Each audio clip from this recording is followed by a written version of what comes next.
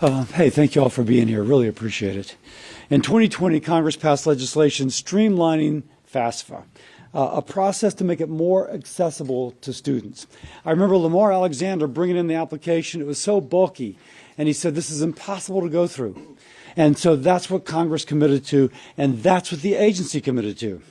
Now, the Biden administration was given 3 years to implement these reforms. FAFSA was supposed to come out in October. It was not fully available till January the 6th. So what this means is that high school counselors had to postpone financial aid information sessions, and they still do not have guidance from the Department of Education on how to assist students to complete FAFSA. Okay, think about all the students now applying. They don't have the information as to how to complete. So colleges are unable to create financial aid offers because they don't have the FAFSA data they need from the United States Department of Education. Again, colleges cannot complete the financial aid package for a prospective student because of the Department of Education's failings.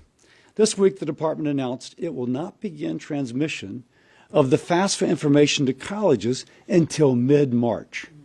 Now, the deadline was October. Kids are already applying, but they don't have the information, and it won't be available till mid-March. And it was supposed to begin to be transferred to the schools in January. Now, what's the impact? We recently had Washington, D.C. Mardi Gras, and I had university leaders from across my state up here. Their biggest concern is for those high school students who are just now, for the first time, obviously attending, who have never been through this before. Many students, think about this, many students may forego college because they don't know that they can afford it. That is the issue here. And others will simply be turned off by the error messages in the application and the lack of communication in the process. Smaller colleges in particular are having problems. They're most vulnerable, and they will risk not filling their classes. And this may mean that some of those smaller colleges in a cash flow crunch have to shut down. Now, last week we sent a letter to the Government Accountability Office requesting an investigation into this botched rollout and the impact upon students and families. I'm pleased to announce today that the GAO has begun their investigation. And as ranking member of the Help Committee, my office is also launching a hotline, a website for students, guidance counselors, financial aid administrators, and others to report issues they are having with the FAFSA process. So those who have issues with FAFSA can access this hotline at www.help.senate.gov/FAFSA, FAFSA. Now, let me end. In the last 3 years, the Biden administration's Department of Education has put considerable time and resources to prioritize their student loan schemes. But they've been unable to fulfill their basic responsibility mandated by Congress and essential to American families. It hurts the students who are already stressed with making one of the largest financial decisions of their life. President Biden, Secretary Cardona, you need to explain why the American people are having to live with the consequences of this administration's upside-down priorities. In the meantime, I'm hearing from parents, guidance counselors, and administrators that there's been little or no communication from this administration. For student loans, they've held several listening sessions, released countless messaging documents, but parents are hearing absolutely nothing about FAFSA. The Department of Education needs to take responsibility, communicate what they're doing to remedy the situation, and give guidance to students and families. With that, let me introduce Senator Shelley Capito from the great state of West Virginia. Thanks, Bill. I want to thank Senator Cassidy for his leadership on HELP and his leadership on this issue with the letter that I joined and probably several of us joined. Well, I think Senator Cassidy has done a good job of setting out the dates, the missed obligations that the Department of Ed has repeatedly pushed back, filled with glitches. One glitch that they are supposedly trying to fix is the glitch that would have resulted in less monies available for federal aid because they did not account for inflation. Imagine this administration who's have all this inflation and they don't account for it in the cost of going to college. It's when we passed this, I remember too, Lamar Alexander just really pounding this, saying how difficult it is for parents and for students. But think about that first-time student in a family. Maybe the families have never gone for it. Maybe they're making a stretch to think they want to go to into higher education. So put yourself in their shoes, an 18-year-old trying to figure this out with their guidance counselor, with their parent or the teacher, whoever they're working with, and then to have deadline after deadline moved, and then you finally get the nerve to go. You're going to go for it, and you're going to be squeezed into 2 to 3 weeks to make one of the biggest decisions of your life because of the ineptness of the Department of Education giving you the adequate time that they're supposed to give you. So I think that they've neglected to follow the law here. They've been excuse after excuse. And quite frankly, I think this is one of the biggest obligations of the department. It's certainly something here in the Senate we care about because every year we look at Pell Grants. Every year we look at what the affordability issues are and how important they are. So let's just look at the Department of Education for a minute. The building is a ghost town. The GAO study showed that the Department of Education here in Washington had a 17% utilization rate. In other words, the space in the building was only being utilized 17%. You have a major mistake developing on a 3-year problem on the FAFSA. Now, I know I problem solve best in person. I know I problem solve best when I have my team around me. We talk through the issues. The Department of Ed hasn't even called their people in to the main office here in Washington, D.C., and now they've got mud on their face, and they're trying to make excuses that they didn't have resources, they don't have time. I'm sorry. There's no excuse. It's a priority for us. It should be a priority for them. Get people back to work. Fix this now. And also, in their announcement, they said, the announcement they made yesterday that Bill talked about, they said, well, it could be March or it could be later in the spring. They never committed to a date here. So with their history, I think Chancellor Sarah Tucker in West Virginia is very concerned. Is it March 1st? Is it March 15th? Is it April? Is it May? And it has ramifications for the institutions as well. Because if their enrollment's down in year 1, their enrollment's going to be down in year 4. That's got big ramifications for our colleges and universities. So with that, I want to turn this over to the great senator from the state of Kansas, Senator Marshall. Thank you, Shelley. It's great to be on the stage with so many Big 12 universities represented up here. Joe Biden's policies continue to destroy America from the middle out and the bottom up. His policies, his ineptness continue to destroy America from the middle out and the bottom up. Joe Biden's fumbling of FAFSA, the student aid application, disproportionately impacts students from middle-income families and lower-income families as well. I know what it's like to be a first-generation college student, hoping to get a little bit of financial aid on top of academic scholarships and athletic scholarships, and what it is to sit there and be waiting for that, literally the difference, being able to afford to go to college or to not go to college.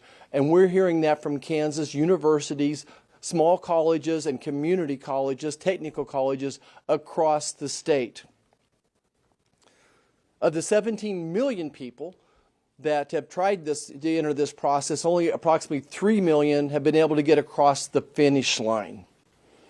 I want to echo what Senator Capito talked about. Only perhaps 20% of folks in the federal government are working in purpose. And whether it's the USDA or the Department of Education, I'm calling on Joe Biden to get the federal employees back to work, back in person. This continues to cause a delay up here and these programs not being implemented properly. Thank you. I want to introduce, of course, Senator Ernst from the great state of Iowa. Thanks, Roger. Thank you. And thanks to Senator Cassidy and the committee for spearheading this. And as we know, the cost of higher education has just skyrocketed. And I was one of those first-generation college students. My parents did not go to college. So I was able to go because I had federal aid and scholarships. No athletic scholarships, but I had scholarships. And our Iowa ag families, most of the time they are asset rich. Their folks have farm ground. Okay, they have equipment.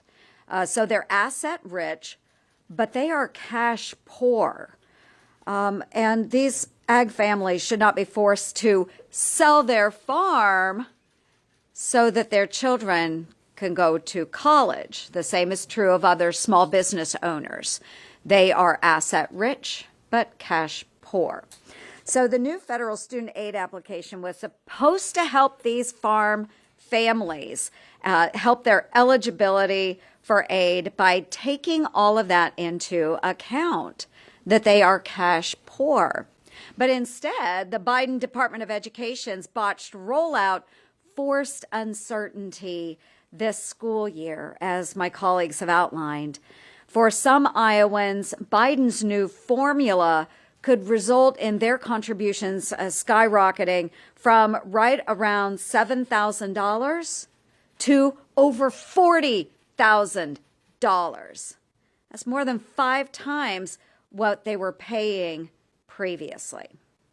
Instead of helping families know the true cost of their college, the Department of Education wasted time on a lot of socialist schemes and taxpayer-funded handouts. What we need is transparency for our Iowa families, and that's why I'm demanding an investigation. No more delay, Department of Education. We need to get this straightened out right now. We need to fix the processes so our Iowa farm families know exactly what they will need to pay or what they can receive from federal aid in this next year. And just to echo that, I actually heard directly from an Iowa State student yesterday, and she is a college student very similar to me, in that she comes from a farm family, and there is a lot of uncertainty now. They do have a farm, but they don't have a lot of cash to send her to school. And she's left in a quandary not knowing what this next year is going to bring. Thank you. Any questions? Yes, ma'am. Does some of the responsibility lie with Congress and kind of the lack of push to make public college more affordable for students? I would dispute the premise of your question. Congress and my colleagues have done a heck of a lot to try and create loan systems, Pell Grants, et cetera, that would make this more affordable. Now, what you've seen is the cost of college going far higher relative to inflation. And there's some who argue that the effort to make college more affordable through loans and grants has been taken advantage of by universities. That's a different argument. What we're talking about here is, okay, Congress has put all this out there, but now the students can't access it because they don't know how to access it. And this is a clear failing of the Department of Education. If the Department of Education is putting out that line, it means that they know they're guilty and they're trying to foist off the responsibility. This is their responsibility. They're missing deadlines that were present months ago.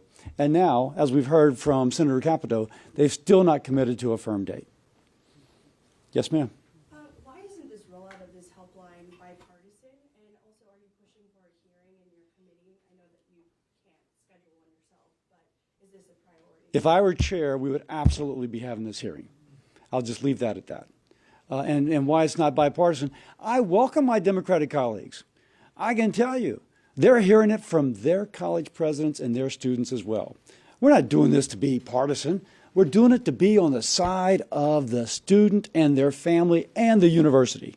So I welcome my Democratic colleagues. I hope they join us. Have any of you had any conversations with anybody at the Department of Education or anyone else in the administration? Yes.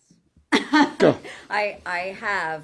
We've actually attempted correspondence with the Department of Education asking some very concrete questions about some of the information that was in the FAFSA.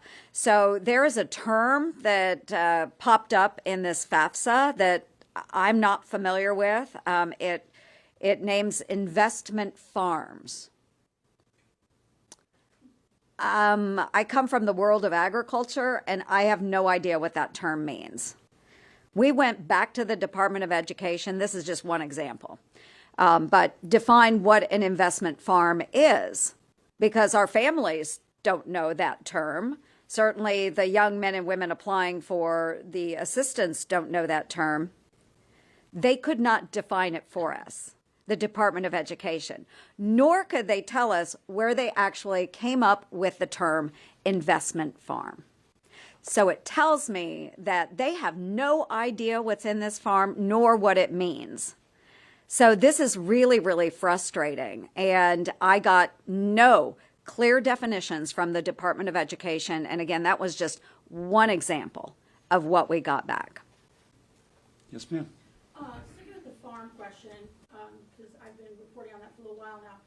The department says it's in the statute, kind of the formula change and how they calculate, the assets and all that with the farm. Is it you're saying that it's an interpretation of the FAFSA Simplification Act and not something that has to be fixed Excuse me. by passing along? What they came back to us was, and also within the FAFSA, they talk about reasonable value. That can mean a lot of different things, especially in the ag world. Something that is reasonable for the small family farm that I grew up on is going to be very, very different than, say, Bill Gates and some of his ag holdings and what he would consider reasonable value. So there is a lot of discrepancy on these forms, and again, no concrete resolution provided by the Department of Education. Yes, sir. So just speaking about the student debt problem more broadly, Senator Cassidy, I know you put forward legislation to address that. I'm just wondering what the status of